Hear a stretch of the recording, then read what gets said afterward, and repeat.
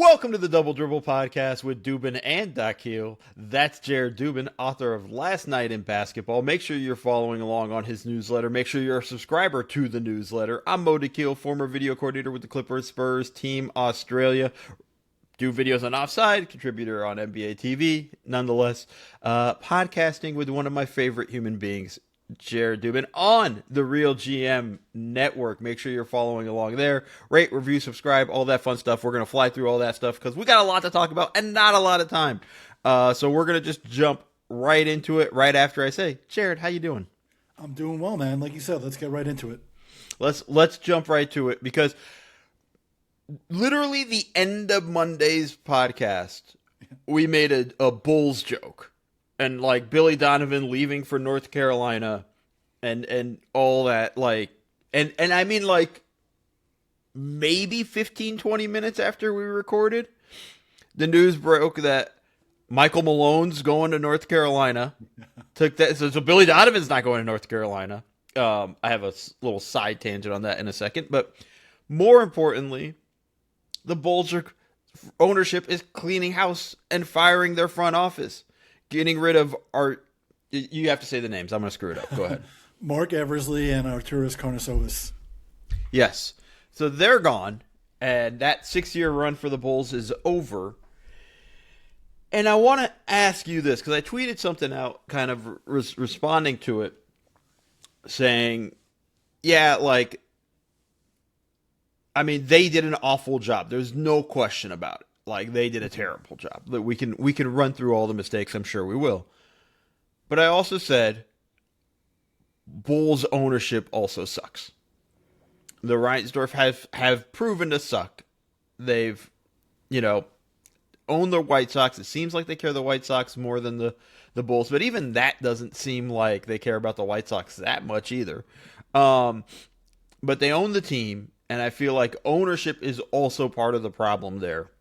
With what they had. And I had some people text me going like, ownership's fine because they'll just let you do your thing. I go like, well, ownership also had to hire these guys. And that makes me wonder if I would trust them to make the right hire here. What are your thoughts just in general of the hiring and ownership? And then we can kind of go into like why they got fired. Yeah, I would say ownership will let you do your thing within a certain framework. You're going to have incredible job security, as we've seen with the last two regimes in Chicago with these guys and then Paxson and Foreman before them. But everything has always been within the framework of you have to be competitive enough. You can't rebuild to build a sustainable competitor. You have to be competitive enough on a year-to-year basis because they want to get the playoff money every year. There was even a quote coming out after the firings that ownership was not happy about not being able to get playoff revenue this year, and that's been a thing for a long time. It's been shooting for mediocrity. And there was another quote after that they don't want to build a winner unless it can be a sustainable winner.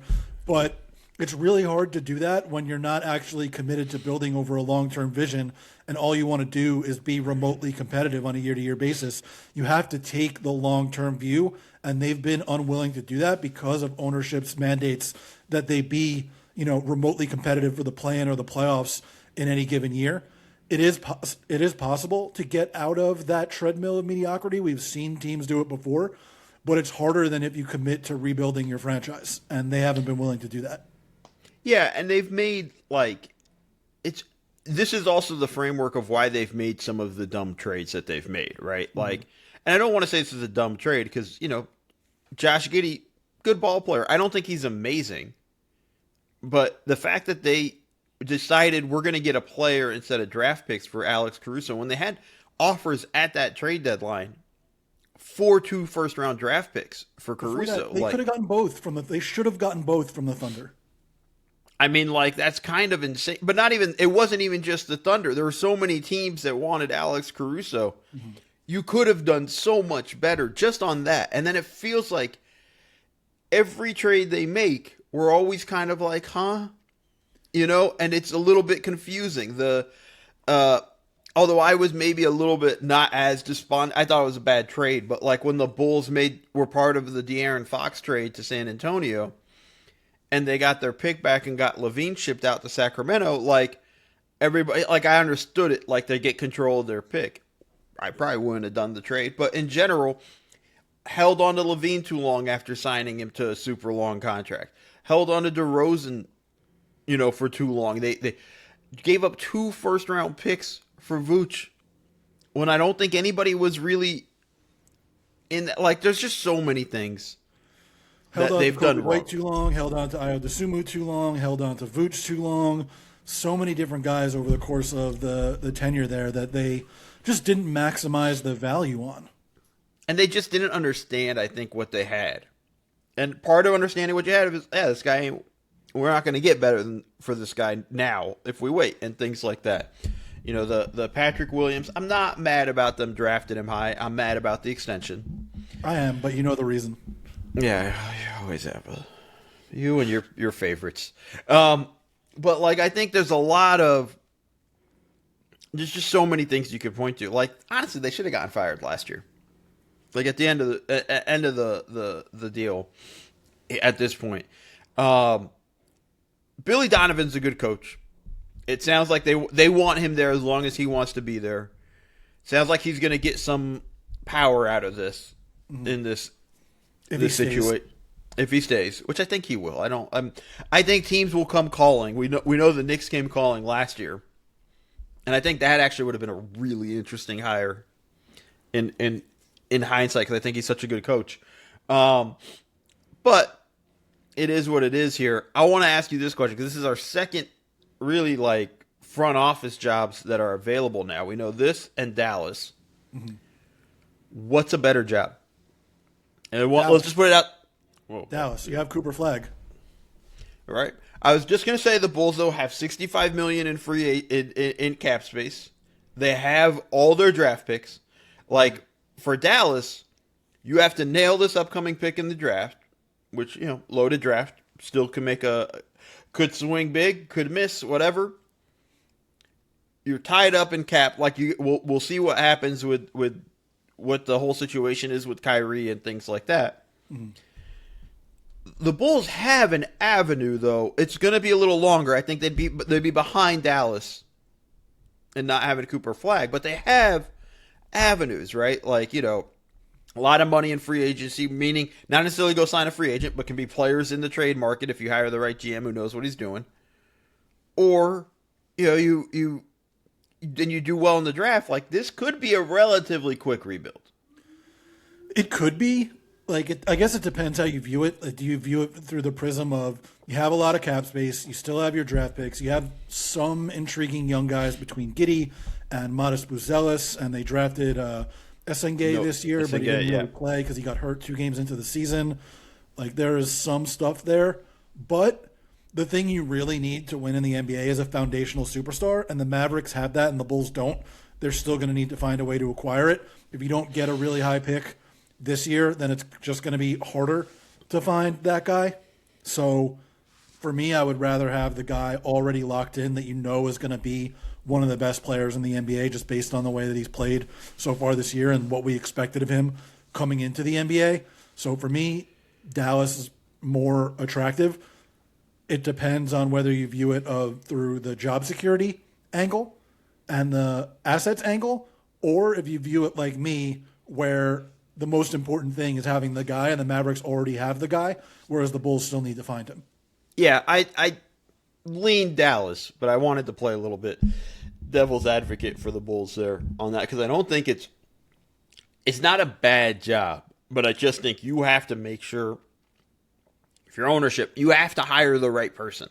It's a limited job is the thing, because of the way that ownership puts constraints on what you are and aren't allowed to do.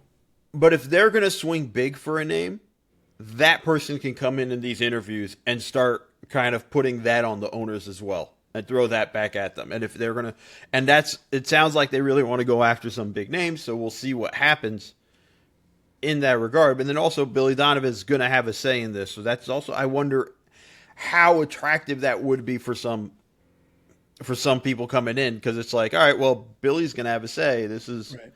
Now ownership said basically anyone who doesn't want to work with Billy Donovan is not really going to be on our list. But there was also something from Donovan yesterday where he was basically saying he wants to get in a meeting with ownership and figure out the direction of the team and whether it aligns with what he wants to do. And that is basically the kind of stuff he was saying toward the end in Oklahoma City right before he left there for Chicago. So we don't really know necessarily if he's going to be around, even though it seems like the Bulls want to make him a mainstay. And it does seem like this is going to be a vibrant coaching cycle. There's going to be a lot of openings, I think, this time around. That some of it might be intriguing for a guy like Billy Donovan, who, by the way, just signed an extension last year. Yeah. So it's going to be a bit complicated in that way. We saw the Bulls basically tell the Knicks, no, we won't give you permission to interview him. So it'll be interesting because there's going to be, again, a ton of jobs. Orlando, I think, is going to open up. We know New Orleans is already open. The number of different jobs. I saw Jake Fisher on Mark Stein's newsletter mention anywhere from 8 to 12 openings, depending on situation. That's, it's almost half the league. I mean, that's a third of the league, really, at that point. I'm not surprised. I have a list of coaches I think should be done coaching. We don't know what's going to happen with Doc Rivers and everything like that, and we're going to talk about that. I think we know what's going to happen with Doc Rivers. We're going to talk about that part a little bit later. I mean, he had a quote yesterday that was like, "I want to spend time with my grandkids," so you can read into that whatever you want. Yeah. Nobody forced him to take this job. We'll get into that one. He said he didn't envy anyone in his position. That was something else. One of the great NBA quotes of all time. He's something else. Let's talk a little bit about some of the games that we just had, though, real quick, and then let's get into that side of it all. Unless there's anything else you want to talk about with the Bulls, or what do you think about Donovan in general? Like, we've talked about it before. I think you're a little bit higher on him than I am, probably. Where I think it sort of exemplifies the Bulls' lack of ambition, that they view him as such a foundational piece of the team. Like, I think he's a good coach, but I also think you should aspire to have a great coach that gives you a definitive advantage every single night on one level or another. And I think Donovan maybe does, but doesn't definitely do it. And there's probably a way that you could do better, but you're so afraid to do worse that you don't even pursue it. So here's the thing, is I don't think there are a lot of coaches that are out there right now that are that much better than him. I think he's in the same tier, right? I don't think he's a top tier coach, but I think you look at what he's done over his tenure with the Bulls. This has actually been a pretty dog shit roster he's had, and he still keeps them in the mix. You know what I mean? Like, that's part of it is coaching. Part of that is guys playing. Ayo Dosunmu, Kobe White, like, their development is you have to attribute that to him and his staff and him giving those guys opportunities and seeing what he has in them. Mm-hmm. I agree with you in that. Listen, if the Bulls let him go, like, I would kind of understand it, going like, man, it just didn't work here. But I think there's an element of, like, this guy is a good coach. I don't know if he's a great coach. I'm not like this guy's a bad coach. I think he's a good coach. Right. I think that there's a possibility that you could have higher ambitions than that.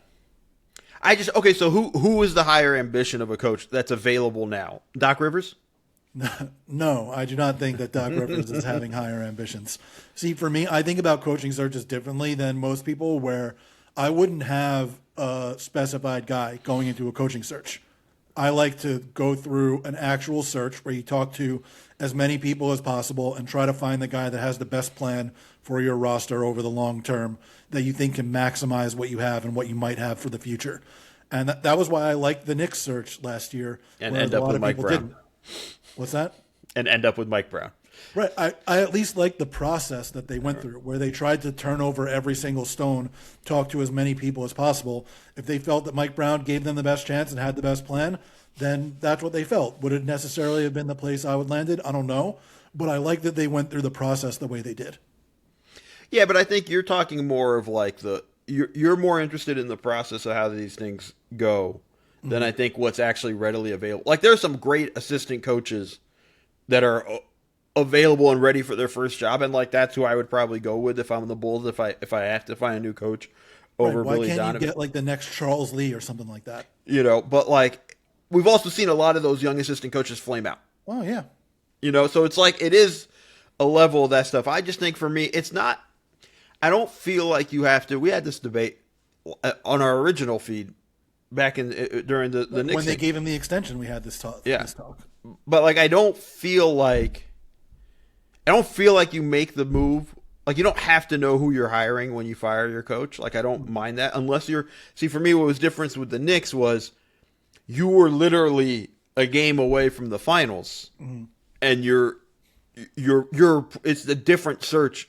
I think you can do that type of search that you want when you're the Bulls, a team that's mediocre and trying to figure it out, or when you're a team that's been bad and trying to lift up and things like that. When you're a team that literally, like the Knicks were in that situation, you needed to know this is definitely getting us over the top. So that's why I think the difference for me in those two searches. And there is a thought, like it's a popular school of thought that you should know who your next coach is going to be if you're going to fire a coach. Like there are a lot of people that think that. I'm just on the opposite end of the spectrum. And I think that's a situational thing. I think that's dependent on where you are as a team, right? Like if you're a team that's close to the championship, you need that coach to put you over the top. When you're a team like the Bulls, who's a middling team, and I keep saying it, and I'm sorry, Chicago. I like Chicago. I actually like Chicago deep dish pizza. I know a lot of people don't, but I kind of like it. So deal with it. It's okay. I understand. It's kind of like a tomato cheese casserole, but it's freaking great. But like, I think you have to kind of figure out. Like I wouldn't mind if they did that. If they lost Billy Donovan, did an extensive search, I'm like, yeah, go for it. They don't need to have a name in place. But when you're saying like aspire for more, they already got a guy I think that can do that with young guys, and I think he's shown that. And I think the front office has failed him repeatedly. And maybe he's in on these decisions and whatnot and things like that. We'll see how that part kind of plays out with it. But I don't feel like this situation is a Billy Donovan thing, or this could have been changed a little bit with coaching. And I know you don't feel that way either. Yeah. But like I kind of cringe a little bit when it's but like he's a mediocre coach for a mediocre team. I say if you give him a mediocre coach for a mediocre. You said to be fair, you said he was a good coach. Team. You said he's a good coach. Yeah. He's a good coach, and he honestly a different coach. This isn't a mediocre team. This is a dog shit team. Right? Like he lifted them up to being a mediocre team in my opinion. And I think that's kind of where I think he is. I think he just does I think he has a good pulse for it. I'm not like his biggest fan. I didn't really love him in Oklahoma City at the end of that run, but like there's still stuff there. I think he's still a good NBA coach. Who knows? He might want to go to college. Who knows? We'll see how that. He's not going to UNC. No, okay, real quick. Are we sure that's a good decision on both sides? I don't know what the deal is. I'm assuming Michael Malone got a shit ton of money, but also I would imagine. University of North Carolina literally just went through this, albeit with an older coach on the football side of things. Mm-hmm. Are we sure this is a good idea? I'm not sure it's a good idea on either side. Well, Malone's going to get a ton of money, I'm sure. So pretty good decision on his part. I think his daughter is at North Carolina. Yes. If I'm She's on, I think, the volleyball team. Is that it? Or something? I don't remember. But good family decision, good money decision. So good for him. And in college, you have to get bought out of your contract for a ton of money. So good for him there, too. On North Carolina's part, I don't know. I have no idea how Michael Malone's going to be as a recruiter, which is basically all that matters in college sports these days. So I don't know. But on a night-to-night basis, I think they'll probably have a tactical advantage. He's a good coach. He's a good coach. There's no question about it. But it's also very different coaching in college than the NBA. Like literally, even your totally different sport. X's and O's are different. Everything's going to be really different with that stuff. And maybe I would have felt better if he had some college coaching experience, except he's been an NBA guy for like 20 years.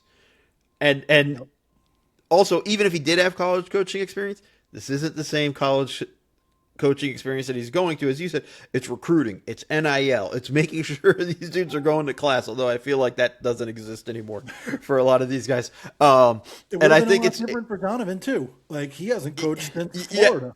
Well, that's how we ended it on Monday was like, I don't know if you want that job either. So I don't. It was a surprise that listen. You want to talk about ambition and taking a swing? Good luck, North Carolina, and good luck, Michael Malone. Again, I think it was a great business decision for Michael Malone, and we'll see how that kind of plays out. Man, I'm. You put it this way, we're an NBA podcast and we're talking college basketball. I will be a little bit more interested next season in North Carolina. Absolutely. It's going to be interesting at the very least. All right. We're going to take a quick break and then we're going to discuss a couple of games that have happened the past few days.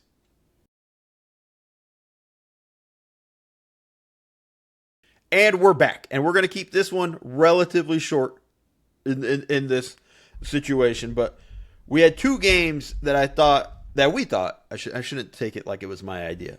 We thought was a good games to discuss.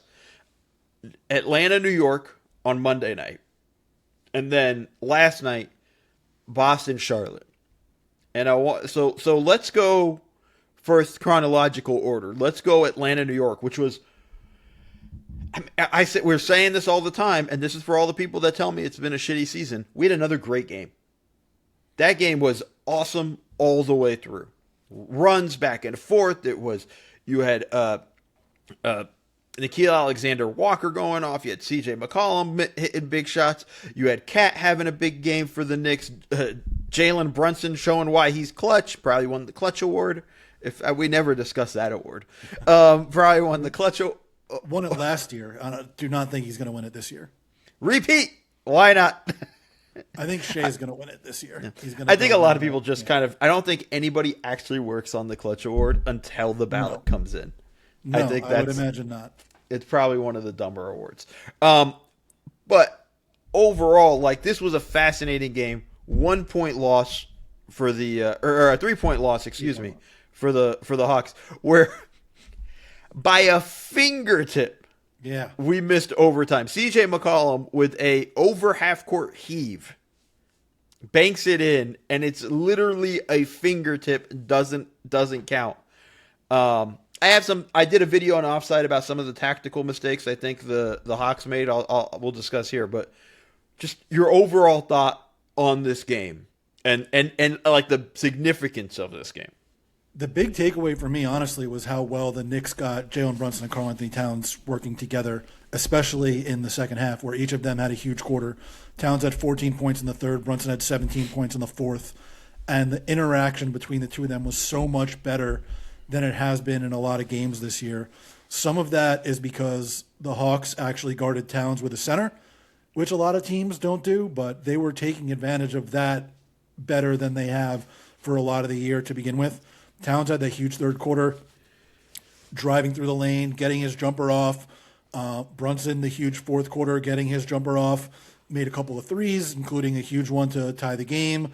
And then the step back over Dyson Daniels or Alexander Walker to win for the three. game. I think it was Daniels.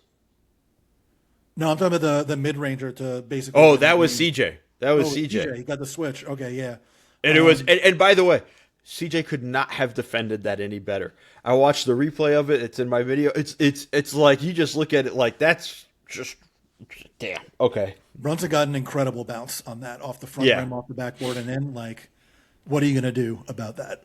Yeah, it's a tough break. It was so like on the Knicks side of it, like this is great. It feels good. Get this win. This is a surging Hawks team. Mm-hmm. And the Knicks finally beat a good team, which they hadn't done in like a month. Yeah, they were 0-5 going into that game against teams that were above 500 because their record had been, I mean, not their record, their schedule had been relatively full of cupcakes most of March, which isn't their fault by all means, but they couldn't beat any of the good teams they faced. So that was a nice one for them. It was a bigger game for me for the Hawks, even though they lost. Mm-hmm. I felt like I watched that going like, God, they can compete. They have the confidence that they can compete. They're at that level. I think they're a bit small still. I think they're on the perimeter in particular, like Nickeil and CJ and even Daniels, who is like 6'7", but you can still small. Just feels small. Just feels small. You look at him next to OG Anunoby, he's not as big. Well, yeah, I mean, OG's like basically built like a linebacker, Yeah. right? Like he's in that way, and I think that's a problem for them. But like, not obviously not something they can fix. And I even think in the front court they're a little bit short on size. It's a Kongwu. It's. I think really they'd want to lean in and play more small than anything else with the way that they handle things. I just think it was.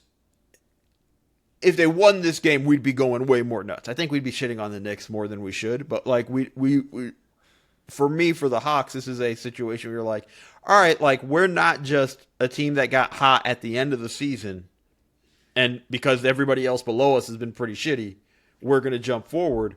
It's, hey, we're here, we can play at this level, and we can compete, and we're going to be a tough playoff out. I found that's kind of the thing that really caught my eye when I was watching this game.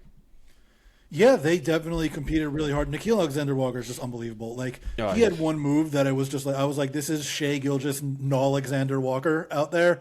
Like he put a move on, I think it was Brunson, where he goes between the legs, behind the back, crosses over, goes past Mitchell Robinson, and flips it up with his left hand. And I was like, this guy did not have this at any point in his career. And then he's just absolutely draining threes off the catch, off the dribble. Like just an unbelievable development story for him offensively this year. He's going to win Most Improved Player, I would say, most likely, and it will be incredibly well-deserved. And just the way the Hawks move the ball offensively, I think, helps them in these games against teams, particularly like the Knicks, that can sometimes get out of their shell defensively. But I thought that they did a pretty solid job for most of the game against them, except for Nickeil, who just kept getting whatever he wanted. I'm going to do my two quibbles, and then we can move on to the next game unless you have more. But I also would say this. If you're the Cleveland Cavaliers, I'd be worried about playing this Hawks team in the first round of the playoffs. Just going to put that out there. On that front, like for me, the type of team that worries me against the Cavs is a big physical team, and this Hawks team is not necessarily that. Like, because you got to bully their front court guys, and I don't know if the Hawks can do that. I'm not worried about that side of it, but I think this team hasn't. Even though they're not a bully team, I think they have a level of like tough defense that will put the Cavs in tough spots. And again, it's the playoffs, and we know how James Harden shrinks. You know what? We'll see tonight because they play each other tonight. Looking forward to that one. Hopefully, everybody plays tonight for that one. That's going to be a fun game to check out. Two quick quibbles, real quick. One, the play where after Brunson ties it for a three. C.J. McCollum turns the ball over. Brunson picks up the ball, scores a layup. Quinn uses his timeout. Too, by the way, really. It was a tough layup. Quinn burns his timeout. The Knicks are up 2 at that point. He burns it, and this is something a lot of coaches do. I almost call it the Doc Rivers special. Man, his name's getting thrown in every segment. Calling that timeout like always, like with a minute and a half or something, using one of their last 2 timeouts way too early. And it cost them because at the end of the game, with 1.2 seconds left, they had enough time if they had a timeout. Call a timeout, advance the ball, and then run a set for a 3. Obviously, that wasn't in the cards because he burned the timeout. The other thing, it's a Nickeil Alexander-Walker thing, where as great as he was, there's a possession where the Knicks got 2 offensive rebounds, 3 shots. They miss all 3. Walker...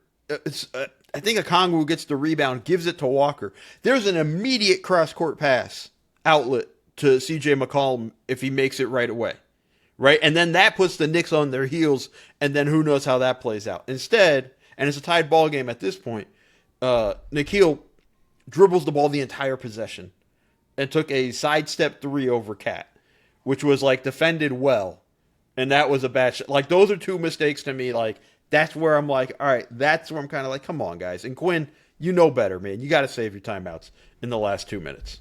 Yeah, those were bad. I do think we got to shout out Josh Hart, too, who was horrendous for like 44 minutes of the game and then made 4 spectacular winning plays down the stretch.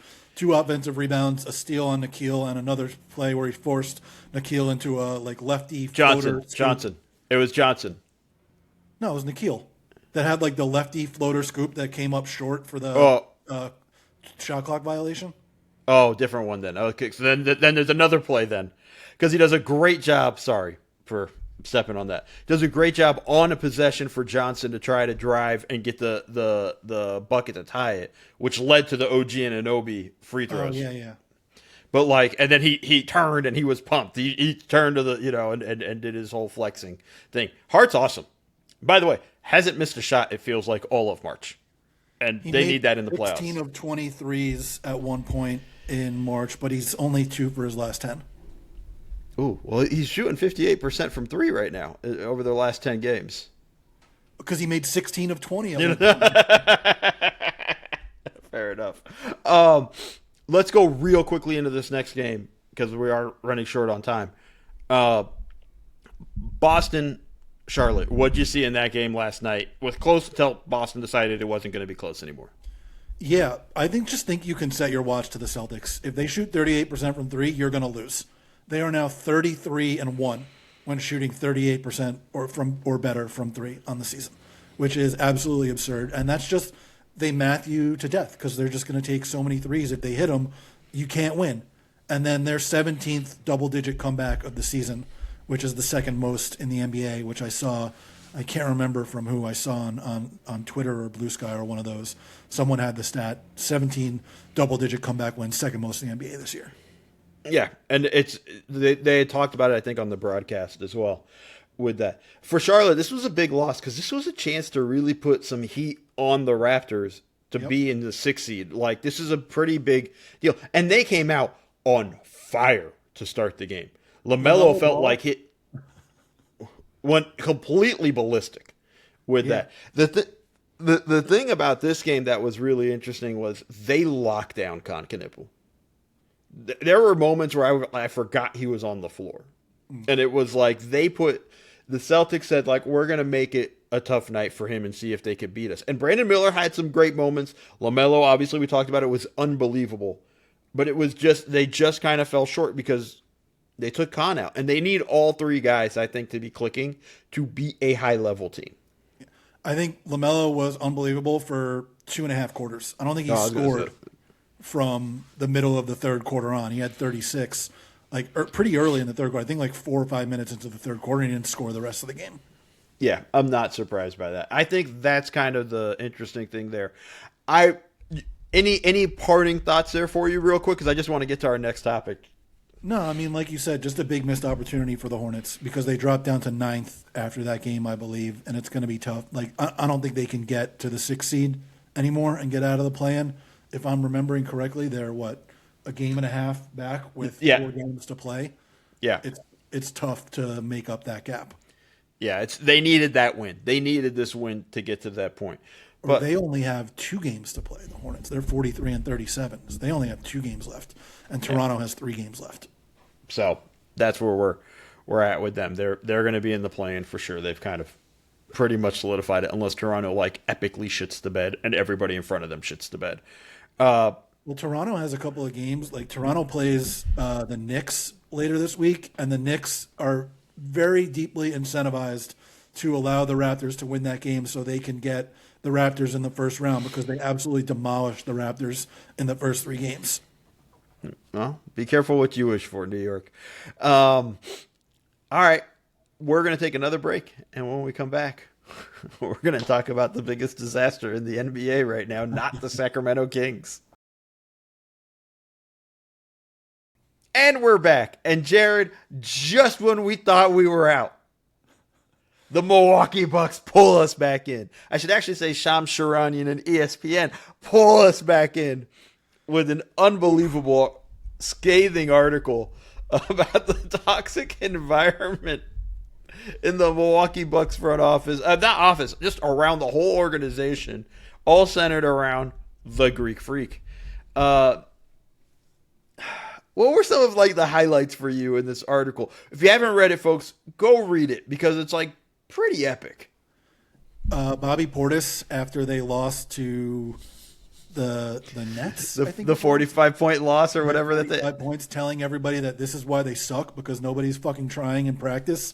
That was one highlight. Doc Rivers basically telling the team to Google him at one point because he's taken rosters that nobody thought would make the playoffs to the playoffs and Apparently, nobody thought the Celtics would win the 2008 championship. What was that? Like, when I saw that, I'm like, you traded for KG and Ray Allen. Everybody was expecting you to get to the finals.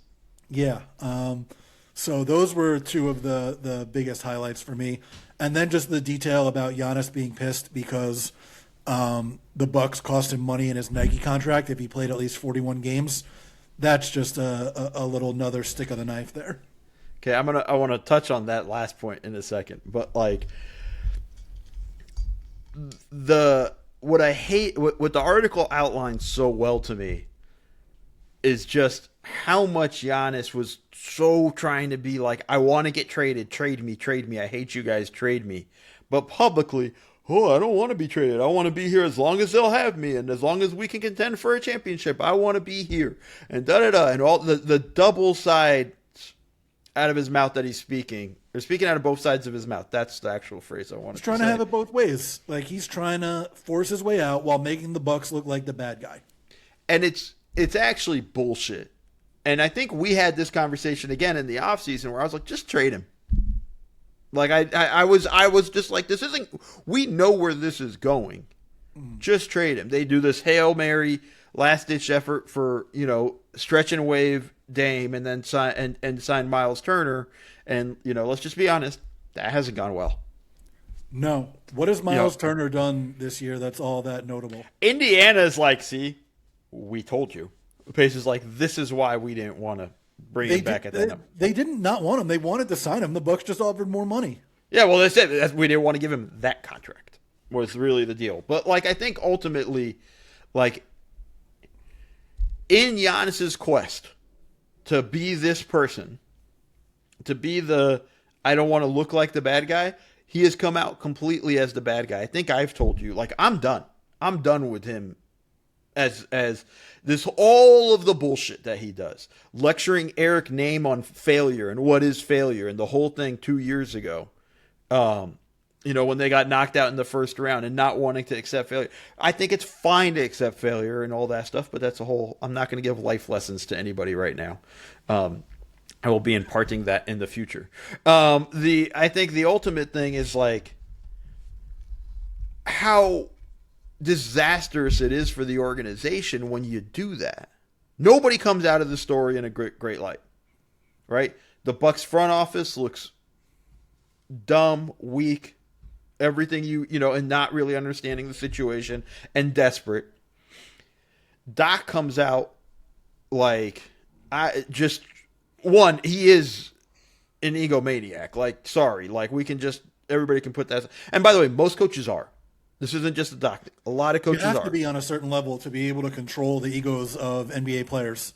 Right. But just the concept of like, Google me.